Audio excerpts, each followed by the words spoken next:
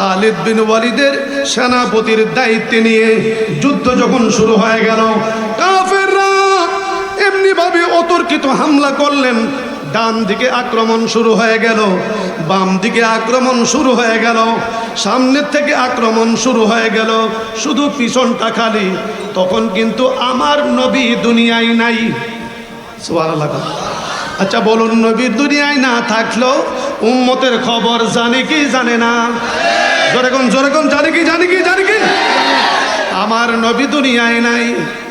খালিদ বিন ওয়ালিদ যুদ্ধ করতে করতে একদিন প্রথম দিন 50 জন সাহাবী শাহাদত বরণ করলেন। সুবহানাল্লাহ। কয়জন? 50 জন। দ্বিতীয় দিন যুদ্ধ শুরু হয়ে গেল, আবার সকাল থেকে সন্ধ্যা আরো 30 জন চলে গেল। কয়জন গেল? 80 জন। তৃতীয় দিন যুদ্ধ করতে করতে আরো 20 জন সাহাবী জমিনের মধ্যে শাহাদত বরণ করলেন। তৃতীয় দিন পার হয়ে গেল, কাফেররা এমনভাবে আক্রমণ করলেন, খালিদ বিন ওয়ালিদ তলোয়ার চালাচ্ছেন, এমনভাবে অতর্কিত হামলা, ডান দিক থেকে হামলা, বাম দিক থেকে হামলা, সামনের থেকে হামলা।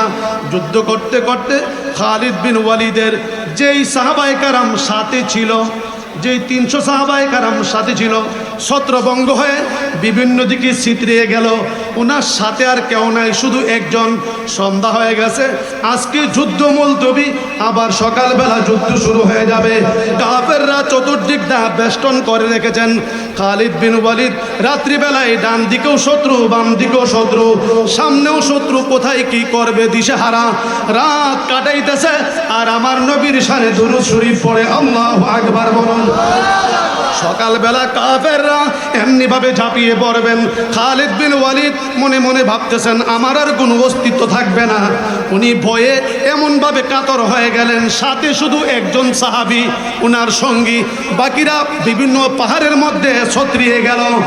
সকাল হবে, আবার তো যুদ্ধ শুরু হয়ে যাবে। তখন মদিনার গভর্নর ছিলেন, সাহাবীর নাম আবু উবাইদা। আবু উবাইদা স্বপ্নে দেখতেছেন আমার নবী আবু উবাইদাকে এসে বলতেছেন, এ আবু উবাইদা, তুমি ঘুমাইছো? আমার খালিদ বিন ওয়ালিদ শাম দেশে বিপদে পড়ে আছে, তাকে সাহায্য করো। আল্লাহু আকবার বলো। উনি ঘুম থেকে চমকে উঠলেন। হ্যাঁ, রাসূল আমাকে স্বপ্নে দেখিয়েছেন খালিদ বিন ওয়ালিদ মহাবিপদে, নিশ্চয়ই উনি বড় কোনো সমস্যায় আছেন। ঘুম থেকে উঠে চিৎকার মারলেন, মদিনার সাহাবীরা! সুবহানাল্লাহ। আরো আস্তে কোন সুবহানাল্লাহ বলুন, ইয়া রাসূলুল্লাহ। চিৎকার মারলেন, মদিনার সাহাবীরা ঘুম থেকে উঠো, রাসূল আমাকে স্বপ্নে দেখিয়েছেন খালিদ বিন ওয়ালিদ শাম দেশে বিপদের মধ্যে পড়ে আছেন, তাকে সাহায্য করতে হবে। তলোয়ার লও, যুদ্ধের পোশাক পরো, ঘোড়ার উপর সওয়ার হয়ে দৌড়াও। এই আওয়াজটা খালিদ বিন ওয়ালিদের স্ত্রীর কানে গিয়ে পৌঁছল। উনি ঘুম থেকে উঠেই পাল্টা চিৎকার দিলেন, সাহাবী আবু উবাইদা, তোমার স্বপ্ন আমার বিশ্বাস হয় না। কেন? আমার স্বামী যুদ্ধের ময়দানে কখনো হাঁটতে পারে না, এই জন্য আমার স্বামী যুদ্ধের ময়দানে যাওয়ার সময় একটা পাগড়ি পরিধান করে। মাথায় যেই টুপিটা পরিধান করে, যেই পাগড়িটাতে, ওই পাগড়ির ভিতরে আল্লাহর নবী কপাল মুবারক বরাবর মাথা মুবারকের 2খানা চুল মুবারক দিয়ে তাবিজ বাঁধানো রয়েছে। এই কারণে আমার স্বামীকে পৃথিবীর কেউ হারাইতে পারে না। আল্লাহু আকবার। এই কথা বলি, স্ত্রী স্বামী যেই খাটে ঘুমাইতেন এই খাটের দিকে নজর করলেন। নজর করেই দেখতেছেন স্বামী ভুলে পাগড়িখানা ফালাইয়া গেছে, পাগড়ি নেয় নাই। চিৎকার মারলেন, মদিনার সাহাবীরা, আবু উবাইদার স্বপ্ন সত্য। নবীজির মাথায়, আমার স্বামীর মাথায় যে পাগড়িটা, এই পাগড়িটা ভুলে ফালাইয়া গেছে, দৌড়াও, আমার স্বামী না জানি কোন বিপদে আছে। সুবহানাল্লাহ। এখন মনে মনে স্ত্রী ভাবতেছে ওনারা পোশাক পরবে, তলোয়ার নিয়ে রেডি হবে, এর ভিতর দিয়ে সকাল হয়ে যাবে, আমার স্বামী শেষ। বুদ্ধিমতী মহিলা পাগড়িটা টান দা দইরাই নিজের জামার ভিতরে ঢুকাই দিলেন, ঢুকাইয়া তলোয়ারটা খাপের ভিতরে ঢুকাইলেন, গুড়াটা নিয়ে সাওয়ার হয়ে দৌড় দিলেন শাম দেশের দিকে। সুবহানাল্লাহ, আসতে করবেন নাকি? উনিও তো মহিলা, দৌড় দিলেন, দৌড়তেছে, পবন বেগে দৌড়ছে। এরই মধ্যে সকালে আবার যুদ্ধ শুরু হয়ে গেল। খালিদ বিন ওয়ালিদের পিছনে, ঘোড়ার যে পিছনের দুটি পা ছিল, কাফের সেনা দুইটা পায়ের মধ্যে তলোয়ার আঘাত করলে পায়ের দুটা টুকরা খোঁড়া পড়ে গেল। দুইটা পা যখন খোঁড়া পড়ে গেল, ঘোড়াটা সামনের পা দিয়ে স্প্রিং করলেন। স্প্রিং পরার পরে খালিদ বিন ওয়ালিদ ঘোড়ার গাড় বরাবর চলে গেলেন, পিঠটা খালি হয়ে গেল। কাফের সেনা ওই পিঠের মধ্যে বসেই তলোয়ারটা বাহির করতেছেন, খালিদ বিন ওয়ালিদের ঘাড়ের উপরে তুলবেন। সুবহানাল্লাহ, কয় না রে? খালিদ বিন ওয়ালিদের ঘাড়ের উপরে তুলবেন। এর মধ্যে খালিদ বিন ওয়ালিদের স্ত্রী যুদ্ধের ময়দানে গিয়ে হাজির। আরো জোরে বলেন আল্লাহু আকবার। খালিদ বিন ওয়ালিদের স্ত্রী এই দুরবস্থা দেখে ভাবলেন, আমি আমার স্বামীর কাছে পৌঁছতে গেলে আমি বহু সৈনিকের সাথে তলোয়ার নাড়াচাড়া করতে হবে, যুদ্ধ করে তাদেরকে পরাজিত করে আমার স্বামীর কাছে পৌঁছতে হবে। কিন্তু এই সময়ের ভিতরে আমার স্বামীর যেই অবস্থা, তার ঘাড়ের উপরে তলোয়ার উঠতেছে, আমার স্বামী এর আগেই শেষ হয়ে যাবে। বুদ্ধিমতী মহিলা উনি একটা বুদ্ধি খাটাইলেন, দ্রিম করে জায়গা দাঁড়াই স্বামীর কাছে পৌঁছার 20-40 হাত আগেই পাগড়িটা টান্দা বাহির করে এইভাবে হাতের উপরে তুলে ধরে স্বামীকে চিৎকার মারলেন, স্বামী আমার হাতের দিকে তাকান, কে আপনাকে তলোয়ার দিয়ে আঘাত করছে, কে করে নাই সেই দিকে নজর না করে আপনি আমার দিকে নজর করুন, বড় করে বলুন আল্লাহু আকবার। কেন? উনার বিশ্বাস হলো যে এই পাগড়িটার দিকে যদি নজর পড়ে যায়, এই পাগড়ির ভিতরে নবীজির চুল মুবারক রয়েছে, নবীজির চুল মুবারকের বরকতে হইতে পারে আমার স্বামী বেঁচে যেতে পারে। বুদ্ধিমতী মহিলা এমনিভাবে পাগড়িটাকে হাতের মাথার উপরে ধরলেন, স্বামী আমার উপরের দিকে নজর করুন। খালিদ বিন ওয়ালিদের স্ত্রী এমনিভাবে যখন তলোয়ারটা এক সাইডে রেখে পাগড়িটা তুলে ধরলেন, ডাক মারলেন স্বামীকে। স্বামী স্ত্রীর কণ্ঠের আওয়াজ শুনতে পেলেন, উপরের দিকে তাকাইলেন, ডেকে বলেন, স্বামী আপনি কোন দিকে, কে আপনাকে আঘাত করছে চাওয়ার দরকার নাই, আপনি শুধু পাগড়িটার দিকে নজর করুন। আমার বিশ্বাস এই পাগড়ির দিকে নজর করলে আমার স্বামীকে আমার আল্লাহ তলোয়ারের থেকে রক্ষা করতে পারে। আল্লাহু আকবার। খালিদ বিন ওয়ালিদ দ্রুত গতিতে পাগড়ির দিকে নজর করলেন, খুব পাগড়ির দিকে নজর করে তলোয়ার চালাইতে চালাইতে সামনের দিকে আসলেন। কাফের সেনা, সুবহানাল্লাহ, কাফের সেনা পিছনে তলোয়ার ধরেছেন। খালিদ বিন ওয়ালিদের স্ত্রী আর সামনে যাইতে পারে না, ফিক্কা মেরে পাগড়িটাকে সামনের দিকে ফালাই দিলেন। স্বামী হাত বাড়াই, যেই মাত্র হাত বাড়াইছে লাগাল পায় নাই, এরই মধ্যে কাফের সেনা প্রধান খালিদ বিন ওয়ালিদের ঘাড় বরাবর যখন তলোয়ার ধরলেন, আমার আল্লাহ বলেন, তলোয়ার যেইভাবে আসো এইভাবেই লটকিয়ে থাকো, নিচে যাইবো না। সুবহানাল্লাহ, কয় না রে? আমার আল্লাহ কি কয়? এই তলোয়ার যেভাবে আসো এইভাবেই থাক, আর নিচের দিকে ডাবিও না। বলুন হুকুম কার? এই জমিনে হুকুম চলবে কার? আদর্শ চলবে কার? নবী মুহাম্মদুর রাসূলুল্লাহ সাল্লাল্লাহু আলাইহি ওয়াসাল্লাম। বড় করে বলুন ইয়া রাসূলুল্লাহ। স্বামী পাগড়ির দিকে আসতেছে, হাত বাড়াইয়া ধরবে। কাফের সেনা, দ্বিতীয় সেনা মনে করেছে স্বামী মনে হয় বই পেয়ে গেছে, তলোয়ার নিচের দিকে দাবাইতে পারে না। কাফের সেনা প্রথম যতই চেষ্টা করতেছে নিচে দাবাইতে পারে না। দ্বিতীয় নাম্বারটা মনে করছে, হ্যাঁ মনে বই পাইছে রে, লো আমি যাই। দ্বিতীয়টা এসে তলোয়ার ধরলেন।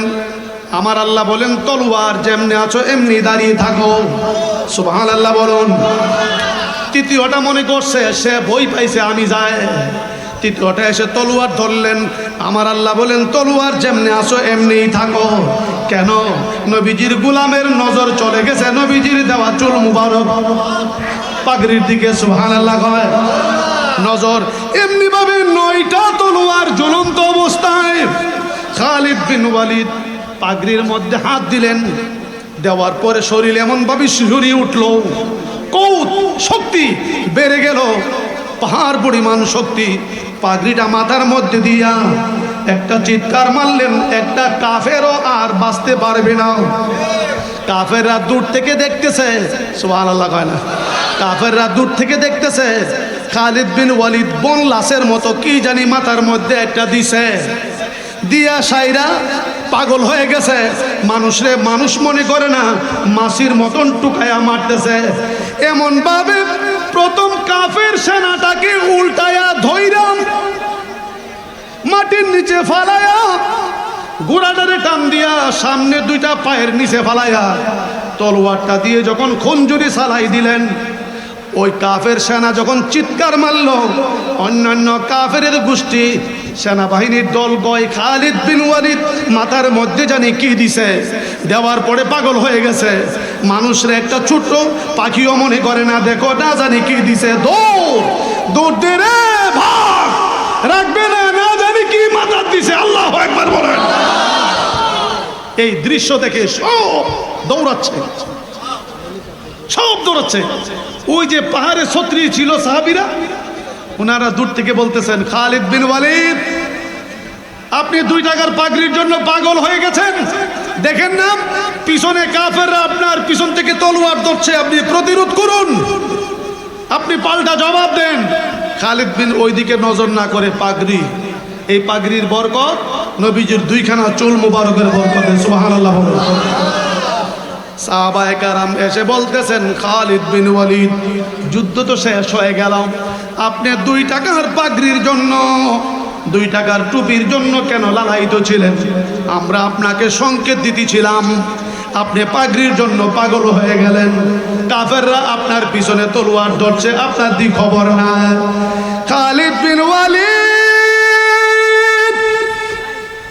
চিৎকার মারলেন, চোখের পানিগুলি ছেড়ে ছেড়ে বলতেছে, ও সাহাবায়ে কেরাম তোমরা কিসের সাথে পাগড়িকে কম্পেয়ার করছো? তোমরা কি জানো আমি কি এই পাগড়ির জন্য লালায়িত না? এই পাগড়ি 2 টাকা দামের পাগড়ি না, 10 টাকা দামের পাগড়ি না। এই পাগড়িটা এমন একটা পাগড়ি রে, আল্লাহর জমিনটাকে এক পাল্লাই দিলেও 2খানা চুল মুবারকের মর্যাদার সমান হবে না। সাহাবায়ে কেরাম বলেন, কি হয়েছে পাগড়ির ভিতরে কি? তো আল্লাহর নবীর দেওয়া 2খানা চুল মুবারক, এই পাগড়ি মাথায় দিলে আমাকে পৃথিবীর কেউ হারাইতে পারে না। আজকের এই রামগঞ্জের মানুষ বলুন, যতই বাধা আসুক, যতই বিপত্তি আসুক, যতই আক্রমণ আসুক, সুন্নিয়াত আরো বলিষ্ঠ কণ্ঠে বলিয়ান হতে হবে।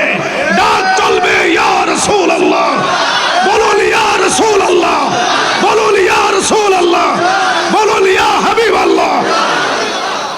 আমরা নবীর গোলাম হতে চাই। নবীর গোলামের দাম কম না বেশি? আমরা নবীর গোলাম হতে চাই কি চাই না? অন্য মাহফিল, রমজান মাসের মাহফিলের মধ্যে ব্যবধান আছে কি না? কত গুণ বেশি? 700।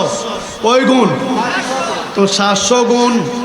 জান্নাতের বাগানে বইছেন, স্বাভাবিক জান্নাতের বাগান ছিল, আজকে জান্নাতের বাগান রমজান মাসের বরকতে 700 গুণ বেড়ে গেল।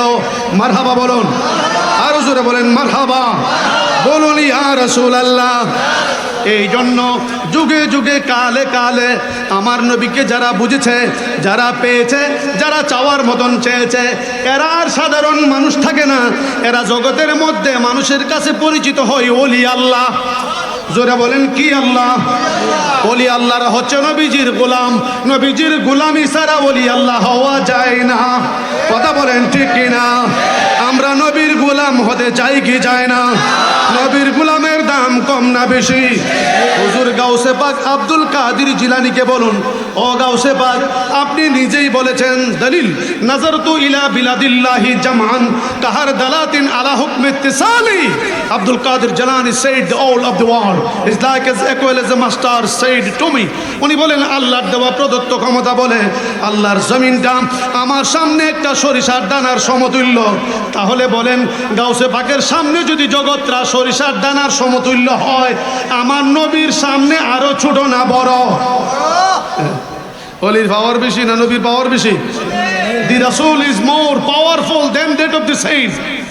অলি চিনে না তিন প্রকার লোকে। কয় প্রকার লোকে? আরো জোরে কোন কয় প্রকার? এক নম্বরে জানেন, এক নম্বরে চিনে না মা। মা কয় আমার ভূত সৈদালি, এমন আছে না কিছু?